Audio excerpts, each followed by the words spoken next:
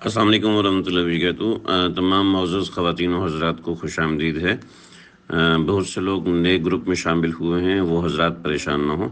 اس لیے کہ ہم پرانی آڈیوز بھی انشاءاللہ ایک دفعہ دوبارہ بھیجیں گے، جس کے ذریعے سے آپ پرانی ساری چیزیں سن سکیں گے۔ انشاءاللہ ہم ایک ترتیب اپنے مکمل کر لیں، اس کے بعد انشاءاللہ ہم آگے بڑھیں گے۔ آج کی نشست جو ہوگی وہ انتظامی معاملات کے حوالے سے ہوگی۔ کل ہم نے عبادات اور خالص عبادات کے حوالے سے باتیں کی تھیں کہ ہماری عبادات کیا ہوں گی اور کس طریقے سے ہوں گی۔ اس کے لیے ہم وقت کیسے نکالیں گے، اس کے لیے ہم چارٹ بنائیں گے، اس کے لیے ہم اپنے پاس ترتیب سیٹ کریں گے،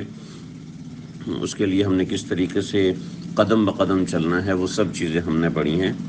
چنانچہ ابھی ہم نے رمضان کے لیے اپنا چارٹ بھی بنا لیا، رمضان کے لیے تصویر بھی نکال کے رکھ لی، رمضان کے لیے کاؤنٹر خرید لیے، رمضان کے لیے مسواک ہم نے رکھ لیے، رمضان کے لیے جو ضروری سودا خریدنا تھا وہ سودا ہم نے خرید لیا، جو نہیں خریدا وہ انشاءاللہ خرید رہے ہیں، تاکہ رمضان میں بازار جانے کی ڈسٹربنس کم سے کم ہو، جو ضروری اور بنیادی چیزیں ہیں وہ ہمارے پاس موجود ہوں۔ تو اب اگر ہم نے یہ سب کر لیا ہے اور ہمیں آگے معلوم ہے کہ رمضان میں ہم نے کون سی 5 چیزیں کرنی ہیں، کہ رمضان میں ہم نے ایک تو روزہ رکھنا ہے، سمپلی روزہ نہیں رکھنا بلکہ روزے کو اس کے حق کے ساتھ رکھنا ہے۔ رمضان میں ہم نے اپنی نمازوں میں کچھ اضافہ کرنا ہے اور وہ آج سے شروع کرنا ہے۔ رمضان میں ہم نے قرآن مجید کو خاص طور پہ فوکس رکھنا ہے، وہ کس طریقے سے رکھنا ہے، کون سے اوقات کرنے ہیں وہ ہم نے متعین کر لی ہیں۔ رمضان میں ہم نے ذکر اللہ کرنا ہے اور رمضان میں ہم نے دعائیں کرنی ہیں۔ آپ حضرات سے میں ایک فیور چاہوں گا کہ آپ حضرات اپنے لیے چارٹ بنائیے اور اس چارٹ کے اندر ان سب چیزوں کو مینیج کیجئے کہ کون کون سے وقت میں آپ نے یہ کام کرنے ہیں اور کس وقت میں آپ کے یہ کام ہوں گے اور کس وقت میں ان کاموں کو کتنا وقت دینا ہے، ٹھیک ہے، یعنی قرآن مجید کو کتنا وقت دینا ہے اور کون سا وقت دینا ہے،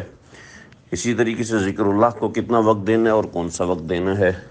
دعاؤں کو کتنا وقت دینا ہے اور کون سا وقت دینا ہے۔ یہ آپ اپنے رف چارٹ کے اوپر آپ کا جو چارٹ بنتا ہے اس چارٹ کے علاوہ ایک الگ پیپر لے کے اس کے اوپر بنا لیجیے۔ اب یہ تو عبادت کی چیزیں ہیں، لیکن اس کا ہم نے دوسری چیزوں میں مرج کیسے کرنا ہے، اس کا انتظامی طریقہ کار ہم آج سمجھیں گے کہ کس طریقے سے ہم نے ان سب چیزوں کو لے کر چلنا ہے اور اس کی ریڑھ کی ہڈی کیا ہوگی۔